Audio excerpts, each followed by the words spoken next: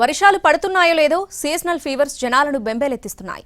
ఓవైపు వర్షం, మరోవైపు వాతావరణంలో మార్పులు రెండూ కలిపి వీటికి వైరల్ ఫీవర్స్ తోడవడంతో ప్రజలు వణికిపోతున్నారు. మలేరియా, డెంగీ ఇలా ఒకదానితో ఒకటి పోటీ పడుతూ ఉండటంతో జనాలు ఆసుపత్రులకు క్యూ కడుతున్నారు. ఇక తెలంగాణలోని ఏజెన్సీ ప్రాంతాలైతే దాదాపుగా పడకేశాయి. ఏటా వర్షాకాలం వచ్చిందంటే చాలు జనాలు అనారోగ్యాల బారిన పడటం కామన్. ఈసారి కూడా సీన్ రిపీట్ అయింది. సీజనల్ వ్యాధులు, జ్వరాలు, దగ్గు, జలుబుతో ప్రజలు ఇబ్బంది పడుతున్నారు. వీటికి తోడు వైరల్ ఫీవర్లు, డెంగీ, మలేరియా జ్వరాలు జనాలపై పంజా విసురుతున్నాయి. తెలంగాణలోని చాలా ప్రాంతాల్లో ప్రతి ఇంట్లో కనీసం ఒక్కరైనా జ్వరంతో ఇబ్బంది పడుతున్న పరిస్థితి కనిపిస్తోంది. గిరిజన ప్రాంతాల్లో డెంగీతో పాటు మలేరియా కేసులు ఎక్కువగా కనిపిస్తున్నాయి. ఇక జీహెచ్ఎంసీ పరిధిలో సీజనల్ ఫీవర్స్తో బాధపడుతున్న వారి సంఖ్య రోజురోజుకు పెరుగుతోంది. ఈ ఏడాది జనవరి నుంచి ఇప్పటి వరకు మొత్తం 1084 మంది డెంగీ బారిన పడినట్లు అధికారులు చెబుతున్నారు.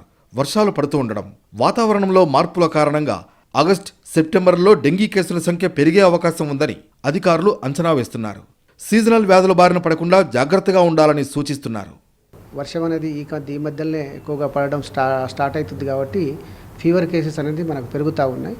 మనం గత 1 వీక్ నుంచి ఫీవర్ సర్వే కూడా మనం చేస్తూ ఉన్నాము. ఫీవర్ సర్వే చూసుకుంటే దాదాపు 2050 కేసులు ఈ 6 డేస్లో మనకు నమోదు కావడం జరిగింది. ఎందుకంటే దాదాపుగా 700 బృందాలు డైలీ హౌస్ టు హౌస్ తిరుగుతూ ఉన్నాయి.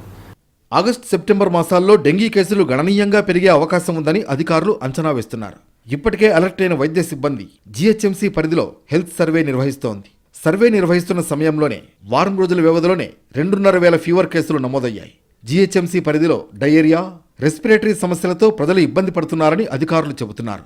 ఇన్ఫెక్షన్లు, ఇన్ఫ్లుయెంజా కేసులు కూడా భారీగానే పెరుగుతున్నాయి. దీంతో 3 నుంచి 4 రోజుల పాటు తీవ్రమైన జ్వరం, తలనొప్పి, దగ్గు తగ్గకుండా ఉంటే వైద్యుల్ని సంప్రదించాలని నిపుణులు సూచిస్తున్నారు.